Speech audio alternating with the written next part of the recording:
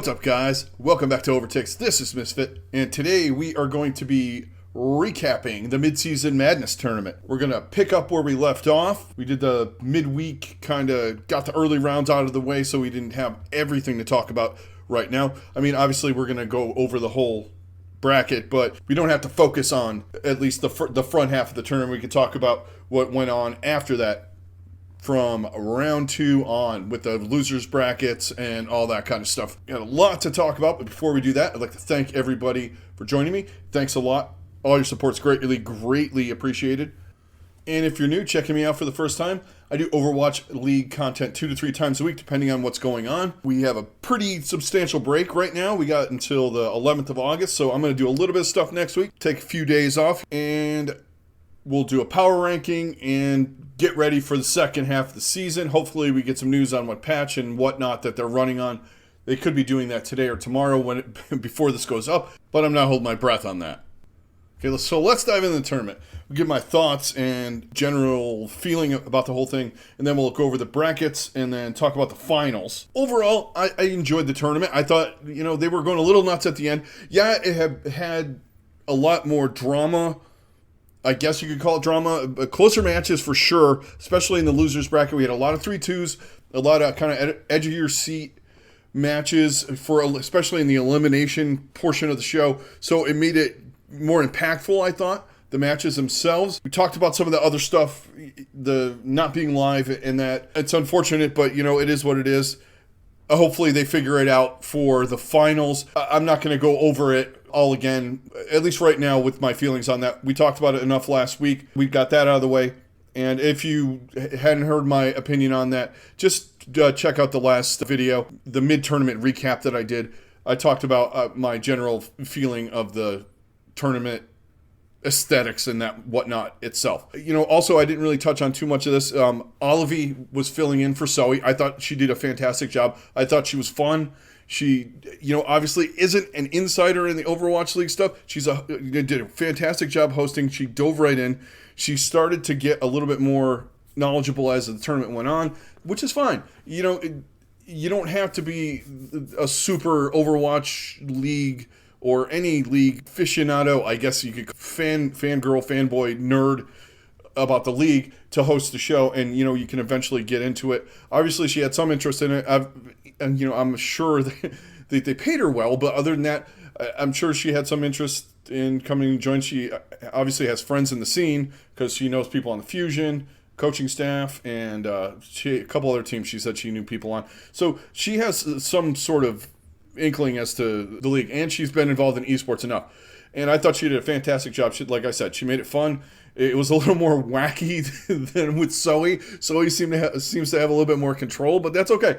It added something different, and it made for some good fun that we had there. She was rooting for the Fusion, and there were memes on Twitter and stuff like that. I thought that was kind of fun, a portion of it. Custa and Reinforce were really good, I thought, as usual. They had Danny at the event interviewing players and all that, which was cool. At least they had somebody there doing that kind of thing. I understand all the other stuff, but overall, it felt fun. The matches, like I said, themselves felt impactful. Let's start talking about, other than the outward appearance of the tournament, some of my takeaways from the tournament. Well, one of the main things, obviously, and we're going to come out and say it like a couple other people have, but I think the West right now is a step ahead of the East. And for me, it's not the skill level of the players. It's the knowledge and the grasp of playing Overwatch 2. This goes back to some of the things I've been saying. You can't practice on ladder. You can't practice on the other beta when it was up. Sure, you could go around, and if you're a tracer, you could run around and practice your tracking and your aim and that kind of thing. Yeah, sure, you can do that. But general game knowledge, learning heroes, getting more accustomed to playing heroes, especially the new one like Sojourn, you can't go into anything but scrims, and they have limited scrim blocks and limited teams to scrim against there compared to the East or the West. I'm sorry. I'm not making excuses for them. I'm just saying one of the things, major factors in the West being better in the East is that whole scenario right there. When you can have more teams to scrim against, you can scrim more. They have allotted times and all that stuff, I understand. Also, I think that with the amount of teams and the amount of practice, they all have the same amount of game experience. They've all played 12 matches at this point, so pre-tournament we're talking. I feel like the ability that the West had with the scrims and the more teams and all of that together, they can construct a better feeling of what their team itself can do than they can in the East, where they're trying to figure out week to week, and especially starting a week later, as they have been doing with the amount of matches and all that stuff. So you also have that factor in. To me, it just says the West is more practiced and more well-versed at the game itself, because they just are. And there are a lot of skilled players in the West.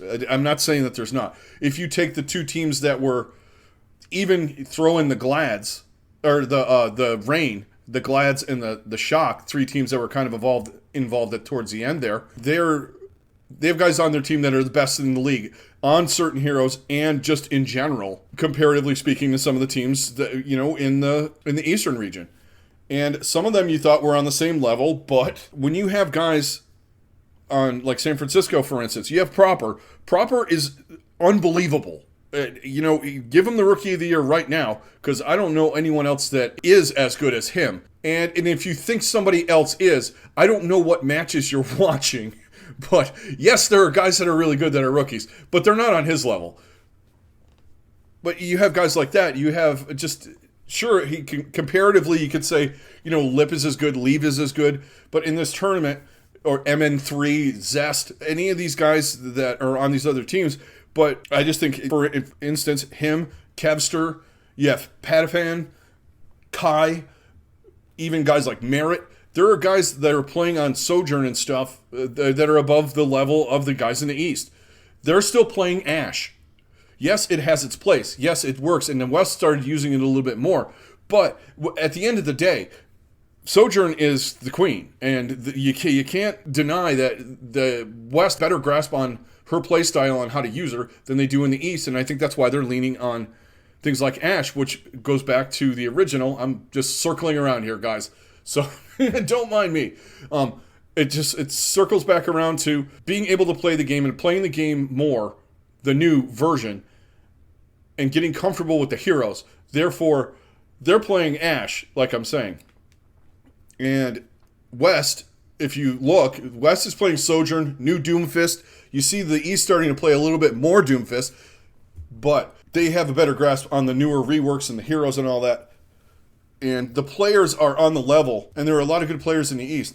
You look at a team like Seoul, who you would expect in the West to be somewhere in the top 3, right? They didn't even make it out of the first round of the stupid knockouts. So, and it's just one tournament, but it's a pretty good picture as to the gap right now between the East and the West. If everything was on level footing, as far as team amount-wise and all that, I think we'd have a little bit more to discuss about East versus West, just because of the amount of practice and precision and stuff that they would have built up over time.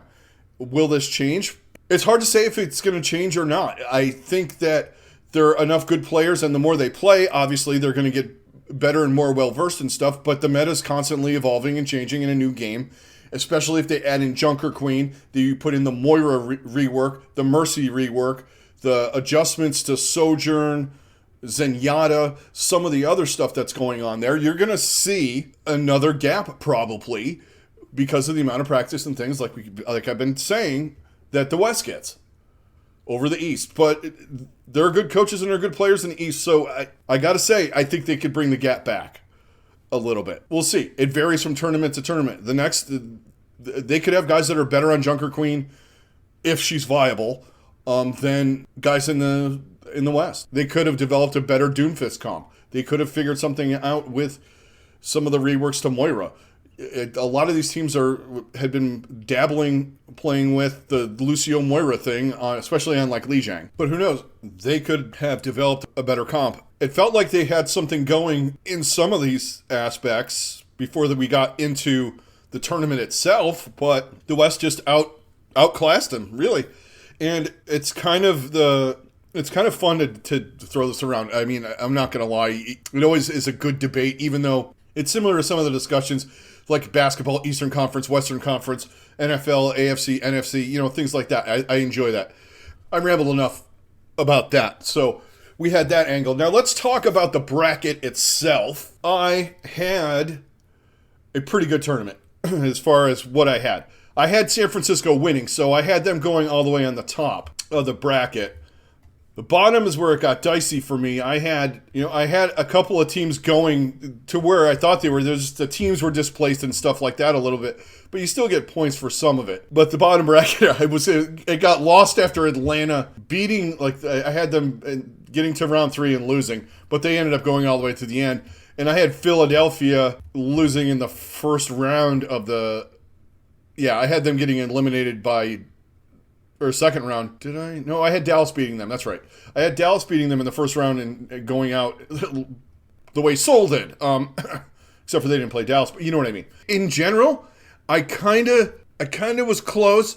I went on not a gamble per se, but I'd call it a little bit of a gamble because my head said Gladiators Seoul would be the final. I went Shock Seoul, and the Seoul pick was obviously wrong, and Gladiators managed to pull this one off. And I don't regret making the pick, but I could have saw it coming. I didn't go back and change anything or anything like that. Well, obviously you can't on this version, but you can change picks and stuff like that at certain points, but I just do them all at once. Anyway, I just think the Gladiators proved a lot in this tournament. We keep saying that they're the best, at least before this. I was on the bandwagon saying, the Gladiators are the best team in the West. They have, though the Shock have unbeaten regular season record, they haven't proved anything in a tournament.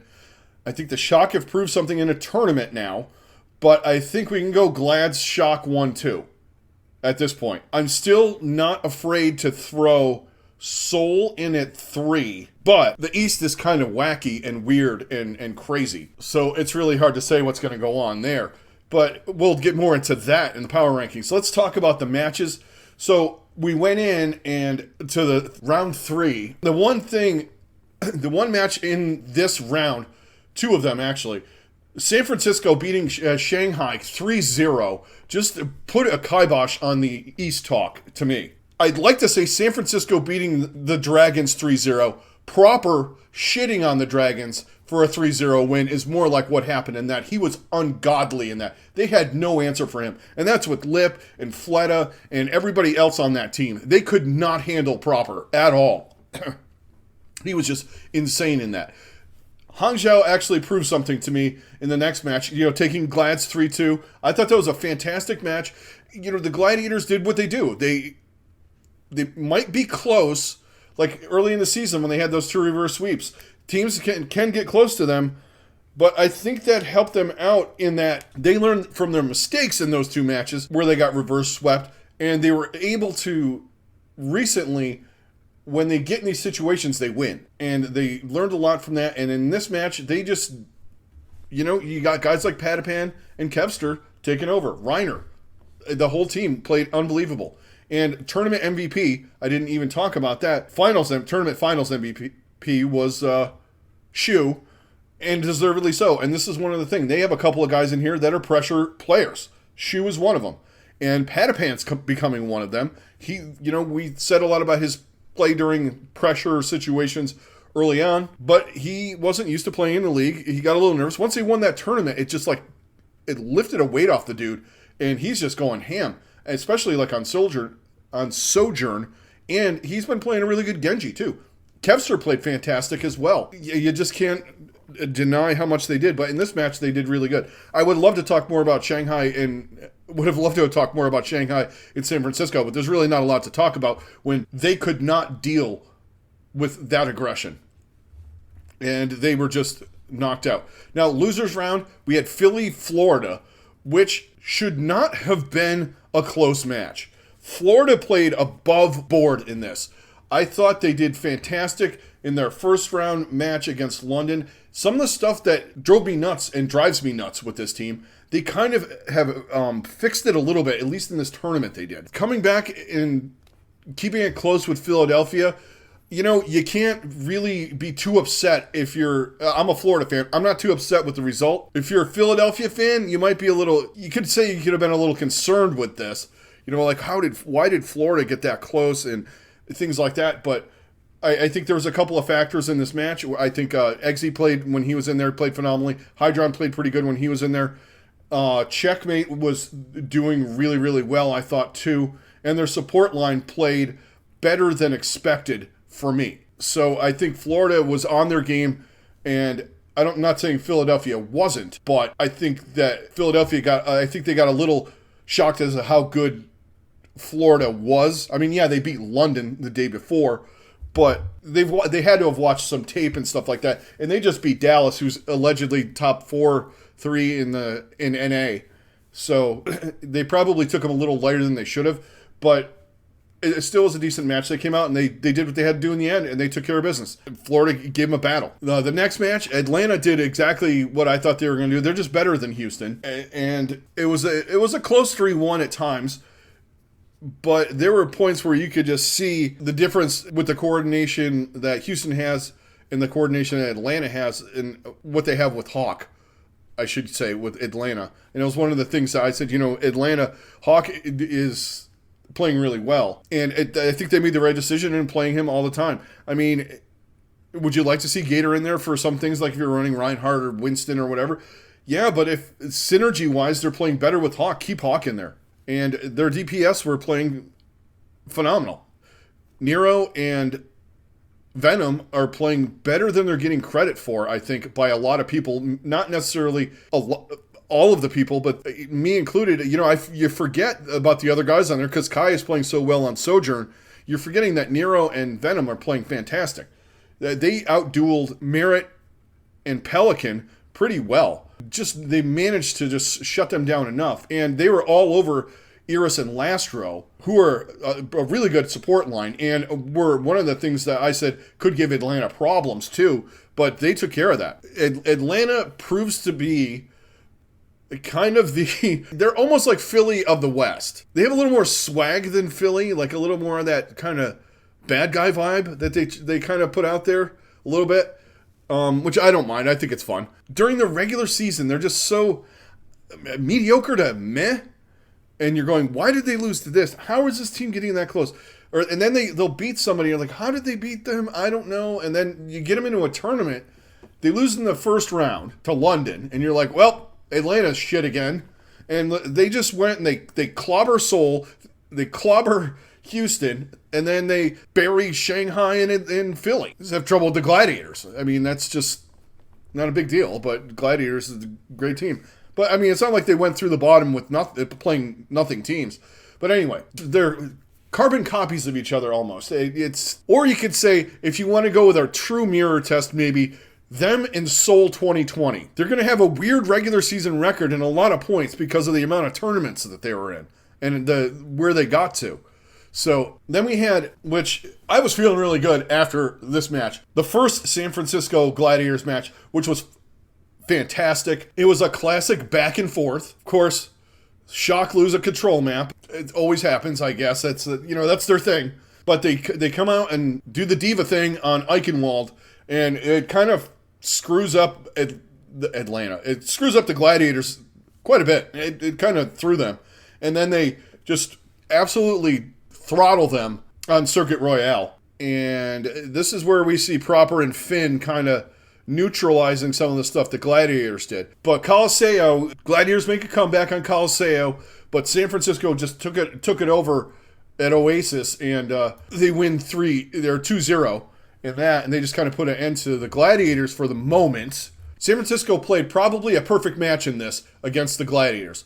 Unfortunately, with the coaching staff and the players and their level of skill and intelligence and all of the things that have gotten them this far, they might have, obviously you're trying to win, but obviously the Gladiators learned a lot. Let's hit the lower bracket really quick. Philadelphia had a banger against Hangzhou. That was a really close, tight match. They know each other pretty good. They played a typical match between these two teams. It was anybody's game until the end.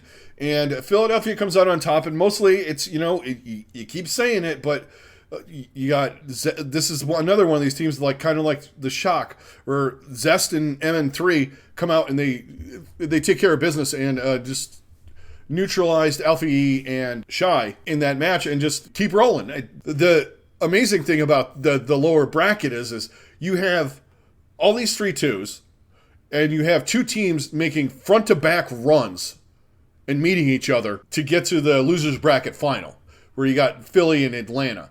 Atlanta clocked Shanghai. I think Shanghai got and this is going to be whatever. I don't know if it's time differences or whatever either. That could also be a factor in this tournament. You can come up with a million excuses. I want to see them all together, all on land, in the same building. Then we'll see who's better. And I'm not saying the East is better. What I'm saying is that'll be a better judge. But I think they were kind of boomed from getting whacked by San Francisco, and Atlanta just pounded them. They did not look like the Dragons to me. They looked like the 2018 Dragons. Maybe not that bad. I'll give them 2019 Dragons. They look 2019 Dragons stage 1 and 2. We'll give them that. Anyway, they didn't look good. They didn't look like themselves. We thought before the tournament started. Now, I had them getting knocked out, but I had them getting knocked out like by Seoul or somebody in the middle. Not getting just dropped and then buried again by Atlanta, which I thought Shanghai was going to beat them. I thought it would have been close, 3-2 or something like that. But, Atlanta just proves that they're a tournament team, I guess. When the money's on the table, all the cliches that you use about teams in the NFL or NBA, you get them in the tournament, and they're ungodly. They're a different team, except for the first round this time around. They just wanted to do a lower bracket run. They hadn't done that yet, or in a while. Yeah, they destroy Shanghai, and then we have Philadelphia to Atlanta, and I was super excited about this, but Atlanta proved again that they're a tournament team. Philadelphia, I didn't talk about the runs. I talked about Shanghai. Hangzhou, they did decently enough, I think. They won 2 matches. They beat Philadelphia. They beat Seoul. They beat 2 teams that they know. They got one team that they didn't know, the Gladiators. They gave them a good match. And the Gladiators had to grind one out in the end. So they lose to Philly, but it's the second time they played Philly in a tournament and the third time in 3-4 weeks. Maybe they had to have played 5 times in the last 2 months. Because I think they played them in the Kickoff Clash tournament. They played them the week before the Kickoff Clash started. And then they've played them 3 times in the last month. So they kind of know each other. And Philadelphia just got the best of them this time. It happens. But nothing to be ashamed of if you're Hangzhou. So we get to the losers final. Gladiators in Atlanta. And the Gladiators, at this point, after they lose to the Shock, I feel as though with that team and their coaching staff and everything, yeah, they're cocky, they're a little brash. I like that. Unter and some of the other things, the antics and stuff that go on. All right, you can say whatever you want about it. I love it. I think it adds flavor. But if you remember, he did this with Atlanta last year. Atlanta was the team that got tilted, if you remember. They would start losing, and then you just look at their faces, they'd be all pissed off. He took that aggression and turned it into a different thing. Gladiators were the team that couldn't finish. He's helped taken that attitude and turned it into this, yeah, we are the best. Come get us. And I like that. And this match, it was that. I think basically you had a pissed off Kevster. You had a couple other guys that were just, nope, this ain't happening today. You're not doing this shit. And, Patapan shut down Kai a little bit in this, more than I expected him to do. You had Kevster running around going crazy. Fucking Shu is just a god, especially you get him in a playoff game. This is one of the best pickups any team has made in this league. The fact that Guangzhou let that guy go, you could say money, you could say whatever, but Jesus, his heroics in the playoffs are he's like a support version of Prophet. He just, all of a sudden, when you need him to do something, and some of it isn't just eliminations and things like that. He did a couple of things in these matches. Just what anti-nades, sleeps, timing on his ultimate, all of the things that he did. In this match, he just owned them, Atlanta. And yeah, Atlanta got a map in this, but It wasn't, to me, there wasn't a question of, is Atlanta coming back? Are the Gladiators going to blow this? I didn't have that feeling at all. I just think it was two good teams. Gladiators are slightly better, and the players on the Gladiators wanted another shot at San Francisco that badly. And they took care of business against Atlanta, and then we got the final. This, I feel like, and Costa kind of said something on the desk before the match started, because they disposed of Atlanta so well. He almost said that it's almost harder for the Shock, I'm paraphrasing, because that was almost like a warm-up match for the Gladiators. They went out, they played Overwatch, they dominated. They didn't have as much resistance as you would think, so they didn't sweat it out. It wasn't a 3-2, are we going to make it, nerves on edge, all that stuff, and then you win and there's relief, and then you got to get yourself back up. They just basically pounded them, got them out of the way, and we're waiting for the Shock. And the start of this match, that first map was unbelievable. I believe 2 of the rounds went to 99-99 on Ilios. You had a hairline of timing with the Shock not being able to get onto the, I wouldn't call it a C9, but they barely lost the last map there. It was another 99-99, but Gladiators just, took it to them. And then in the final fight, that is. I think that shook the Shock a little bit, but not as much as the next map when we went to Eichenwald. The Gladiators were having none of the Shock doing their thing. They took their map choice, their map, quote unquote, the map that they're always, their Eichenwald is their thing. And they beat them 3-1, and it wasn't even close. Kevster was dominating. Shu, once again, as we said, was playing unbelievably. And one of the big things is Reiner was unstoppable on this map. They tried doing a couple of different things. It just wasn't an answer for what Reiner and the rest of the Gladiators could do. So at this point, you're going, uh-oh, this is starting to look like a roll. Here we go. And when we got to Gibraltar, it was a good, close map, but unfortunately, the Shock in Ons was just owning on this. They brought in Ons for obviously the sniping purposes, and he was taking care of business. Kilo did not fare as well against him on this map, and this goes into some of the questionable map pick, maybe. A lot of people are saying Ilios. I'm on the fence about the Ilios pick. That one to me didn't matter as much as this one and not going to Circuit Royale, where your team is really, really good on it, and you force substitutions in, like Space, for the Gladiators, who generally doesn't play that much. And, they do okay on that map, but he comes in to play Sigma, and you would have Space in there. He's good at Sigma, so, you have that. But you have a cold player in a pressure situation coming in. You yourselves can have Proper and Kilo, especially on the defensive side, being able to set up and all that. I like it better than Eichenwald, Gibraltar, at least from the Shock standpoint. Their players are more suited to playing that Circuit Royale. I just think it was a bad choice, but in the end, the Gladiators win it in an extra time, extra innings, I guess you can call it, whatever. They win 4-3, and a lot of that was on the back of Ons.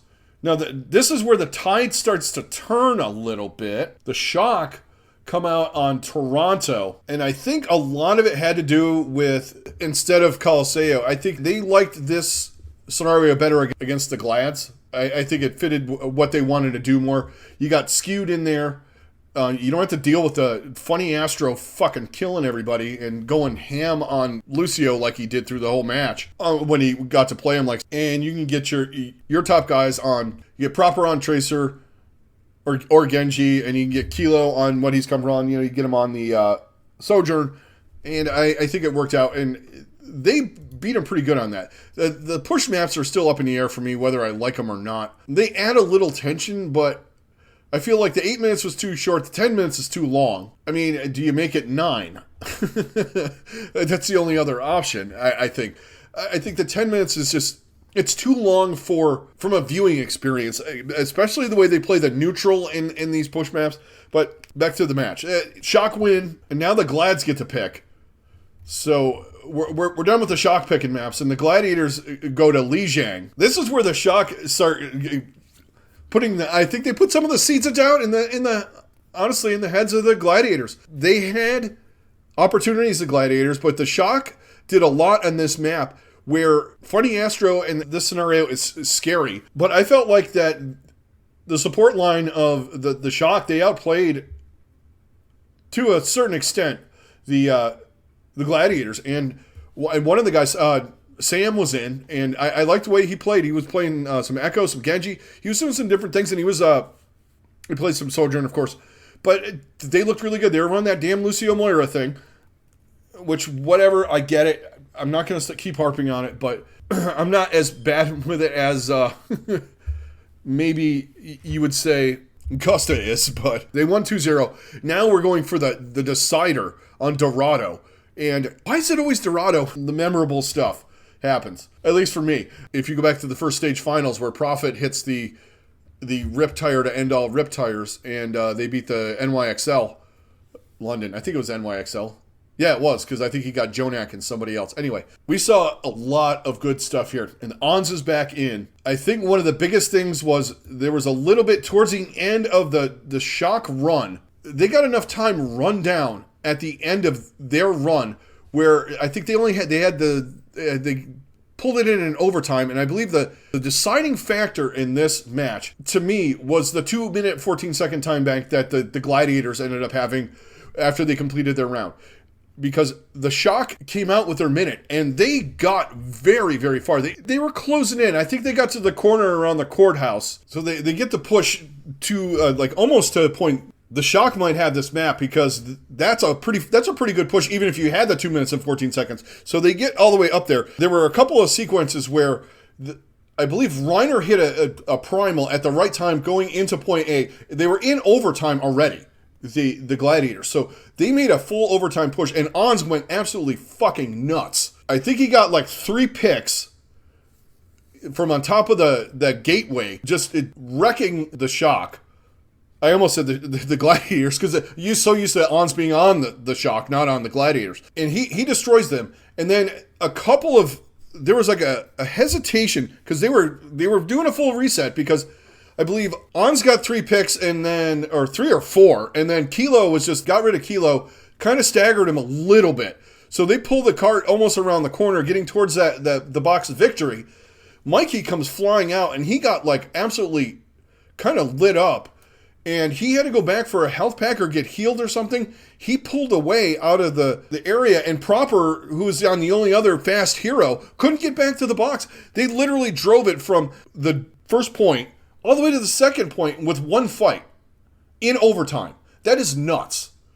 And yeah, you could blame a little bit on the Shock for not being able to get back or not doing that properly. But at the end of the day, you got to put it on the Gladiators for playing absolutely flawless. And Ons just carrying them in that Dorado map. He was unbelievable. For as much as Kilo kept him in check at certain points of this match, they did not keep him in check on this map, and he fucking owned them in that last team fight. And even somewhat towards the end of the Shock's initial push, he was lighting them up then too.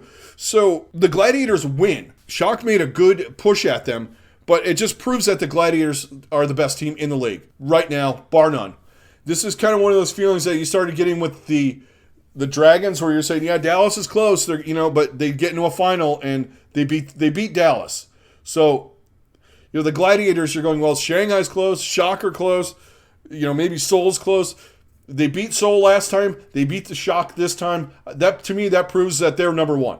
They are the best team in the league. They did it in a fantastic fashion, and I'm not taking anything away from the Shock. They're young, they're learning, and they're not going to go away. So you're going to get used to seeing this. And you know what? If all these matches are like the 2 that they played, I'm down for it. It was like those Dallas and Shanghai matches last year. They were always great to watch. And I'm glad we have this. Speaking of that, the matches in the tournament themselves were great to watch.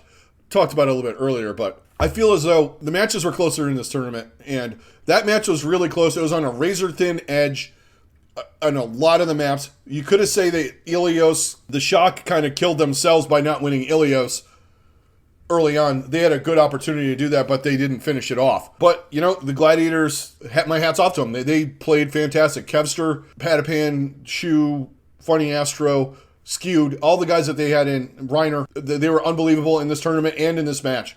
They took care of business. The Shock gave them everything they had in the last few maps in that, but they just didn't have enough. And like I said, Shu is your player of the match, I believe, or tournament MVP. Deservedly so. You could have given it to Kevster, in my opinion, as well. But Shu is just unbelievable. And pressure situations, he was insane.